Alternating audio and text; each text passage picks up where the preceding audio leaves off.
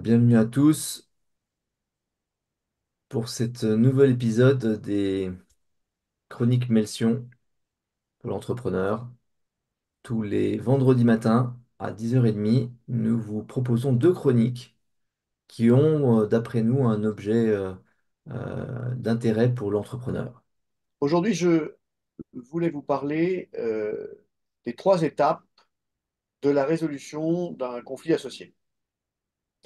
Et pourquoi est-ce que je pense que c'est important? C'est parce que c'est un sujet qu'on rencontre souvent, nous, en accompagnant les entrepreneurs. Et donc, ça mérite qu'on s'y étape. Et vous savez qu'on l'a déjà fait à plusieurs reprises. Donc, de quoi est-ce qu'on va parler aujourd'hui? On va parler de ce conflit associé qui peut aller de basse à haute intensité. Et pourquoi le conflit est normal, voire sain entre associés, pourquoi il devient parfois intense, pourquoi c'est important d'avoir un tiers dans la résolution d'un conflit, et puis les trois étapes que je vous propose pour la résolution d'un conflit, évidemment de haute intensité. Alors, petite citation pour commencer, qui explique quelque part que c'est inhérent à tout système qu'il y ait de la friction, qu'il y ait du conflit. Et finalement, les relations entre associés n'échappent pas à cette règle. Donc, une série d'idées pour raconter notre expérience et expliquer pourquoi on pense que le conflit associé est normal. Eh bien, d'abord parce que s'associer, c'est d'abord renoncer en partie à sa liberté en échange de l'espoir de mieux réaliser ses objectifs. C'est pour cela que le conflit associé a un germe très profond qui est la réduction de la liberté. Pour un entrepreneur, accepter la réduction de sa liberté, c'est un effort énorme, c'est une perte très sensible, et donc il ne peut l'envisager que si, en échange, il a l'impression qu'il pourra mieux réaliser ses projets entrepreneuriaux. Que ce soit un associé qui lui amène de la compétence technique, que ce soit un associé qui lui amène de la compétence commerciale, ou que ce soit un associé qui lui amène de l'argent. Dans tous les cas, ça réduit sa liberté, et dans tous les cas, il ne l'accepte que parce qu'il pense que ça peut l'aider. Et donc, la question de l'alignement est centrale, parce que si je renonce à ma liberté dans l'espoir de pouvoir mieux réaliser mes projets, mais que je m'aperçois qu'on n'est pas aligné avec mon associé, alors, alors c'est impossible à vivre, bien entendu. Et puis, quand l'alignement est insuffisant, c'est immédiatement que l'entrepreneur va ressentir un conflit. C'est très drôle, ça peut être sur des petites choses comme sur des choses significatives. Donc, il est normal d'avoir des conflits entre associés et il faut le prendre d'abord comme un signal, c'est-à-dire le signal que l'alignement n'est pas optimal. Et alors, ça n'existe pas l'alignement parfait, bien sûr, hein, mais qu'il y a là un sujet qui gratte, ça crée de l'échauffement. Si ça s'échauffe, c'est qu'il y a quelque chose à aller creuser et à regarder. Donc, dans la vie de tous les jours, ça peut être votre associé qui est tout le temps en retard et qui n'est pas capable de tenir une deadline, ou votre associé qui ne vient plus travailler le vendredi sous prétexte de télétravail, comme c'est arrivé récemment dans une entreprise qu'on connaît bien, mais sauf que l'associé le vendredi, il allait plutôt faire ses courses ou au cinéma que en fait de télétravailler. Donc ça, c'était quelque chose qui a obligé les associés à se réaligner. Et puis, donc, quand on est en désaccord, ça a une fonction très importante qui est de permettre sans cesse de trouver des solutions aux problèmes qu'on rencontre. Pourquoi? Parce que, bien entendu, ces micro-conflits qui sont de basse intensité, ils naissent aussi parce que le monde change et les gens changent. Et donc, la personne qu'on était au moment où on s'est associé n'est plus la même que la personne avec qui on est associé aujourd'hui ou qu'on est nous-mêmes. Et puis, les projets changent et le monde change autour de nous. Donc, tout ça, c'est normal. Après, quand ça devient de haute intensité, cette citation intéressante dit que c'est quand les deux parties s'enferment dans la logique à l'intérieur de laquelle le conflit est apparu. C'est-à-dire que, en réalité, le conflit devient plus fort si chacun le regarde finalement de sa fenêtre, avec sa vision du monde et ses convictions, ses croyances, ses certitudes. Donc pourquoi est-ce que les conflits deviennent chauds? Il y a trois grandes raisons. La première, c'est que l'enjeu est perçu comme menaçant l'existence même, alors soit de la société, soit de l'associé, soit du produit ou du service auquel on est attaché, du poste, quand on veut supprimer un poste par exemple, ou de la relation qu'on peut avoir. Et donc c'est quand il y a menace existentielle que là les émotions vont prendre le dessus et que le conflit va passer d'une phase rationnelle à une phase émotionnelle et ça va s'enflammer. Hein. Et on a tous vécu ces moments-là et c'est humain, donc on ne blâme personne. Si ça vous est arrivé, si ça vous arrive, si ça arrive à votre associé en ce moment, tout cela est assez normal. Mais c'est souvent parce qu'il y a une menace existentielle quelque part mal identifiée. La deuxième raison, c'est quand un conflit de basse intensité dure depuis longtemps. Ça, on l'a vu de temps en temps, c'est quelque chose qui est un caillou dans la chaussure de l'un ou de l'autre, et ça ne s'arrange pas, et ça dure, et ça dure, et ça dure, et à un moment, c'est trop. Hein. Ça fait des années que ceci, que cela, etc. Et donc on commence à s'accuser mutuellement de ne pas être à la hauteur de l'attente de l'autre. Il y a aussi quand les petits conflits, donc les conflits de basse intensité, deviennent nombreux. C'est la fameuse goutte d'eau qui fait déborder le vase. Hein. On a une multitude de petits conflits non gérés avec son associé, et puis un jour, il fait quelque chose en trop. En soi n'est pas très important, n'est pas très grave, mais le cumul de tous les petits conflits non résolus, plus celui-là, eh bien voilà, ça s'enflamme. Et enfin, bien sûr, c'est quand un événement externe transforme brutalement la réalité partagée. Par exemple, le principal client de l'entreprise annonce qu'il ne travaillera pas avec nous l'année prochaine, et tout d'un coup, c'est une menace existentielle qui arrive de façon brutale. Si on ne l'a pas vu venir, on va être facilement, selon les caractères, à s'accuser l'un l'autre entre associés d'être responsable de cet état de fait. Alors qu'en fait, ça peut être rien à voir avec votre entreprise, c'est peut-être simplement que le client est en crise et qu'il a décidé d'arrêter tous ses investissements, disons pour une période de 3 à 6 mois, comme souvent les grandes entreprises sont capables de le faire. Donc voilà en gros comment on passe d'un conflit de basse intensité à un conflit de haute intensité. Alors pourquoi est-ce qu'on recommande, chez Massion Chassagne et compagnie, d'amener un tiers pour accompagner la résolution du conflit? Ben d'abord, c'est qu'une fois que les parties sont en conflit, elles commencent à former un système, à penser à deux planètes qui tournent l'une autour de l'autre, d'accord? Et qui s'emballent, c'est-à-dire que chacun dit quelque chose qui enflamme l'autre, qui lui répond, du coup ça s'enflamme à nouveau. Certains se murent dans le mutisme, ce qui énerve celui qui dit, voilà, on ne peut même pas avoir une discussion. Bref, une fois que le système est en place, il ne peut aller en général, il y a des exceptions, en général, il ne peut aller que vers de plus en plus d'intensité.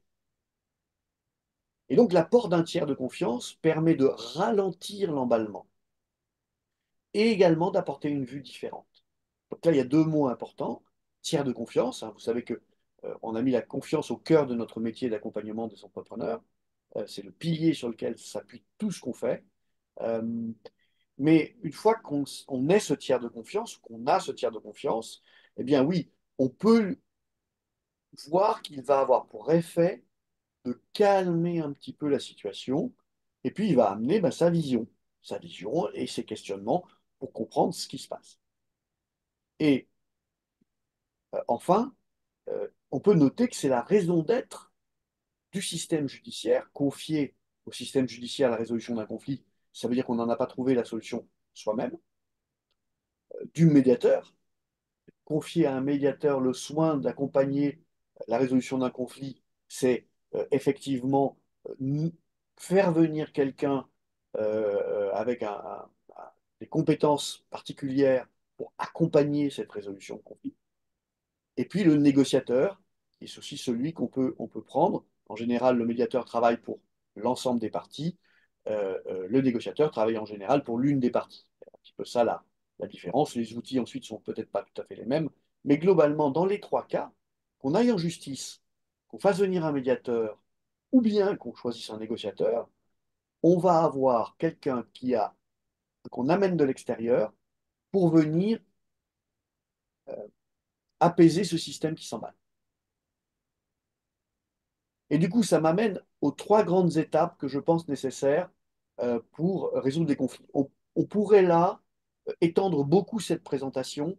Chacune de ces étapes mériterait une chronique en elle-même, et peut-être le ferons-nous. Et puis, il y a plein de gens très compétents qui ont déjà écrit sur ce sujet-là. Vous aurez plein d'occasions de creuser ces aspects. Mais si j'essaye de résumer, euh, les trois étapes sont les suivantes. La première, c'est l'étape de l'écoute active.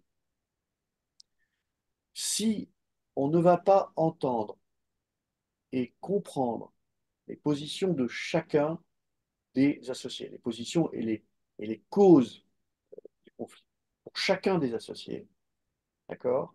Alors, on va rater la phase initiale et la résolution de conflit n'ira pas beaucoup plus loin. Donc c'est vraiment important, même si vous devez écouter quelqu'un qui est excessif, qui est désagréable, qui est émotionnel, qui est peut-être en colère, qui est peut-être meurtri, et donc c'est pas facile de l'écouter parce il communique d'une façon qui est désagréable.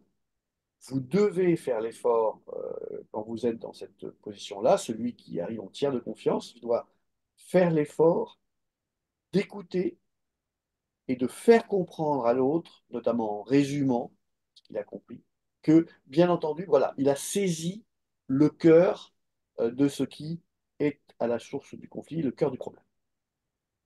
La deuxième grande étape, c'est la création d'un espace de calme et de rationalité. Et là, il faut incarner cela. Il faut que la tierce personne qui arrive dans le système qui s'est emballé soit absolument apaisée et elle donne l'exemple du comportement qu'on devrait avoir à la fin de la résolution du conflit entre les associés. Hein. Et donc, si vous êtes ce jour-là énervé, ému, triste, ou quelle que soit l'émotion qui vous anime au moment où vous rentrez dans cette discussion, négociation, médiation entre associés, vous n'allez pas pouvoir faire un bon job. Il faut vraiment vous assurer que au moment où vous entrez dans cette phase de dialogue, vous représentez l'espace de calme et d'apaisement et de rationalité qui va conduire chacun à se comporter comme vous. La troisième phase, c'est la créativité. Il y a des outils, il y a le nuage de Goldratt, il y a le SI de la négociation raisonnée, les outils pour, une fois que vous avez compris le problème de chacun des associés ou les problèmes de chacun des associés, que vous avez pu créer cet espace de rationalité, de calme, d'apaisement, eh bien, c'est la phase de créativité. Vous devez trouver des hypothèses de solutions qui seront à évaluer quant à leur pertinence et à leur façon, leur capacité à être acceptées par les parties en présence. Et tout ça, euh, bien sûr, avec une ligne claire, le respect des personnes et des opinions. Si vous rentrez dans une négociation, dans une médiation ou dans une tentative d'apaisement d'un conflit d'associés sans respecter les opinions et les personnes, pourquoi voulez-vous que les gens qui sont en conflit vous donnent suffisamment confiance pour vous permettre de faire votre mission? Donc, encore une fois, la, la posture de respect des opinions et des personnes, que vous pensiez ce que vous pensez à titre personnel, vous en avez le droit, mais ce que vous exprimez, c'est du respect pour les personnes et les opinions à tout instant. Et donc, imaginons que si on fait tout ça, ben, on s'est bien rapproché d'une solution. Donc, petite citation du Dalai Lama, c'est pas si fréquent, résoudre un conflit par la raison plutôt que la force donne le sentiment d'agir de façon juste et procure une profonde satisfaction. Cette satisfaction, elle est durable. elle est pour vous qui avez aidé à résoudre le problème, bien sûr, mais elle est pour chacune des parties concernées.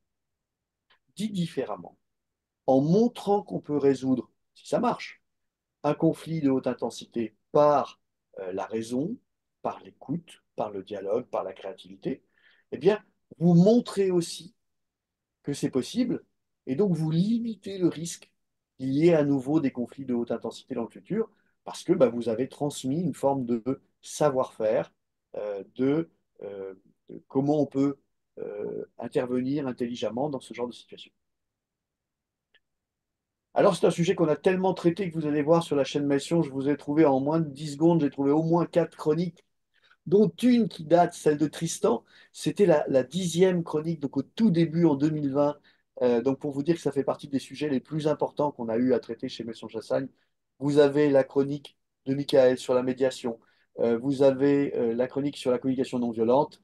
Et puis, j'en avais fait une sur les discussions difficiles qui se raccroche très bien. Donc, si vous voulez creuser, ne serait-ce que sur la chaîne Mission, vous avez euh, un grand nombre de possibilités pour aller plus loin. En conclusion, le conflit est normal entre associés. À partir du moment où où les deux ou l'un d'entre eux a renoncé à sa liberté pour s'associer, une partie de sa liberté pour s'associer, il va y avoir là une zone de friction, puisque c'est un abandon de grande valeur, et donc l'attente en échange est également intense. Quand le conflit devient chaud, il est très difficile de le résoudre sans une aide extérieure. Ce qui, au passage, indique clairement que dès le début d'un désalignement, on doit se réunir avec son associé pour essayer tout de suite d'identifier la cause et voir si on peut se réaligner le plus vite possible. Si on n'a pas fait ça, ou si on n'y est pas arrivé et que le conflit dégénère, à ce moment-là, immédiatement, allez chercher une aide extérieure. Vous ne réussirez pas, dans la plupart des cas, à le résoudre entre vous. Au contraire, le conflit va peut-être en apparence disparaître, mais c'est comme des braises qui continueraient à brûler sous la terre. Ça se réenflammera un jour. Enfin, euh, les trois étapes euh, que j'évoquais tout à l'heure et cette attitude particulière sont nécessaires pour permettre à des solutions viables d'émerger. Dit différemment, même si on trouve des solutions qui techniquement fonctionneraient, elles ne sont pas forcément acceptables pour les parties si euh, la manière dont elles sont amenées, conçues euh, et élaborées ne laisse pas de place à chacun pour s'exprimer. Hein, c'est un reproche qu'on peut faire parfois aux avocats qui ont la solution technique et qui la proposent, avant que les parties aient eu simplement l'occasion d'exprimer ce qu'elles ressentent et d'arriver par elles-mêmes ou avec l'aide d'un tiers progressivement à une solution acceptable. Donc, la mise en œuvre ne doit pas être conçue comme la solution immédiate. Il faut arriver à ça par des étapes dans lesquelles on est d'accord sur la solution, puis d'accord pour sa mise en œuvre, puis d'accord sur les détails. Et puis, bien sûr, comme je le disais, apprendre à gérer ses conflits associés, c'est primordial pour le succès à long terme et puis pour la tranquillité d'esprit.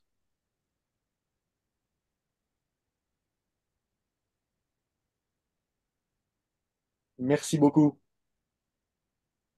Un Merci autre angle. Patrick. Très, voilà, très. On sent que c'est le fruit de l'expérience de pas mal de conflits entre associés depuis pas mal d'années, voire de décennies, qui t'amènent à effectivement à jeter cet œil pertinent et éclairé. Merci. Je partage avec vous que cette semaine, j'ai fait une visio de 45 minutes entre des associés de différentes cultures. Donc, une entreprise étrangère qui a créé une filiale française qui s'est associée avec un entrepreneur français et, et qui n'arrivait plus à se parler depuis 3 mois à peu près, commençaient vraiment à s'énerver chacun de leur côté. 45 minutes de visio, simplement avec la posture apaisée et le respect des opinions des uns et des autres. En fait, ils sont repartis dans une logique où ils sont en train de chercher une solution plutôt que de partir dans le conflit direct. Alors, rien n'est résolu en 45 minutes, vous l'imaginez bien, mais ça m'a fait penser que voilà, cette question d'amener le tiers extérieur, qui n'est pas naturel dans notre culture, euh, à part la justice, où on va aller très vite, dans certaines cultures, aller demander à la justice de trancher un conflit, nous, on n'a pas tellement la culture de la médiation ou de la négociation, et que fondamentalement, ça permet de gagner beaucoup de temps et d'économiser beaucoup d'argent.